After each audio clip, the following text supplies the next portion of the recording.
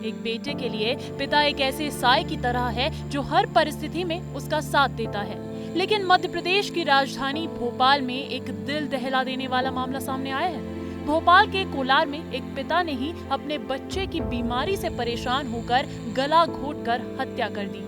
9 साल के बेटे की हत्या, वो भी एक पिता ने। ये सुनकर ही आपके पैरों तले से जमीन खिसक जाएगी।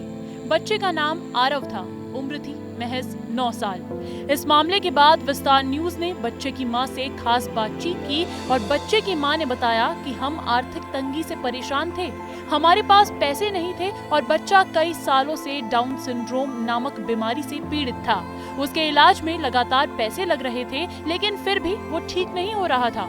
हमने तो कई बार सुसाइड करने की भी सोची। मेरे बेटे को मानसिक बीमारी थी, उसको 75% ऑटिज्म था। न वो बोल सकता था, न वो और सुन सकता था। वो हम लोगों को, मम्मी पापा भी, उसको ये भी नहीं मालूम था कि मैं उसकी माँ हूँ और वो उसके पिता है।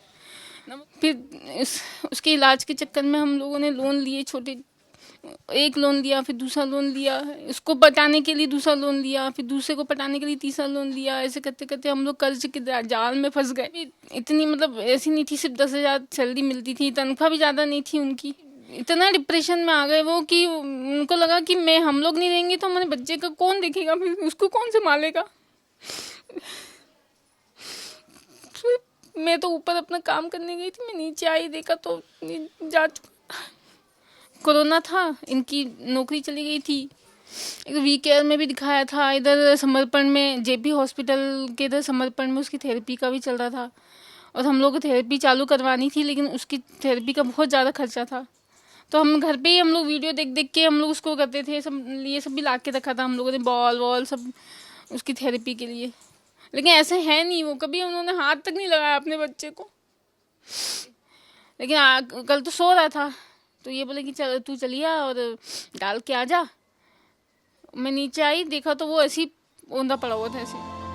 इस पूरे मामले को लेकर मनोचिकित्सक सत्यकांत त्रिवेदी ने कहा कि डाउन सिंड्रोम ऐसी बीमारी है जो पूरी तरीके से नहीं, पर कभी-कभी धीरे-धीरे ठीक भी हो सकती है। ये बीमारी जेनेटिक होती है और कई हार्मोन्स ऐसे होते हैं जिसके कारण ये बीमारी बच्चों में जन्म के साथ ही हो जाती है। इसके साथ ही उन्होंने कहा कि अगर कोई पिता अपने बच्चे की हत्या करता है तो कहीं न कहीं उसकी मानसिक स्थिति की भी जांच होनी चाहिए, क्योंकि आप समझ सकते हैं कि उसकी मानसिक स्थिति कैसी रही होगी कि उसने इतनी बड़ी घटना को अंजाम देने के लिए ऐसा कदम उठाया और बच्चे की हत्या कर दी।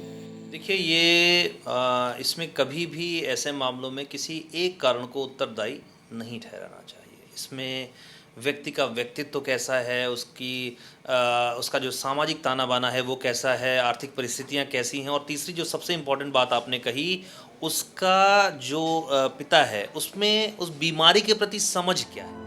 जैसे ही पुलिस को बच्चे की हत्या के बारे में पता चला, वैसे ही पुलिस ने पूरे मामले की जांच की और अपराधी पिता को हिरासत में लेकर हत्या का मामला दर्ज कर लिया।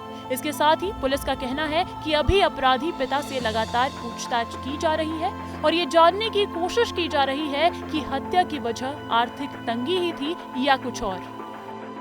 जैसे ही पिता के द्वारा बेटे की हत्या करने का मामला कोलार पुलिस के संज्ञान में आया तो पुलिस तुरंत एक्शन में आई और मामले की जांच में जुट गई।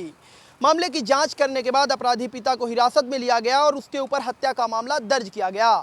पुलिस का कहना है कि लगातार अपराधी पिता से पूछताछ हो रही है और ये जानने की भी कोशिश हो रही है कि आखिरकार एक पिता ने ही अपने बेटे की हत्या क्यों की।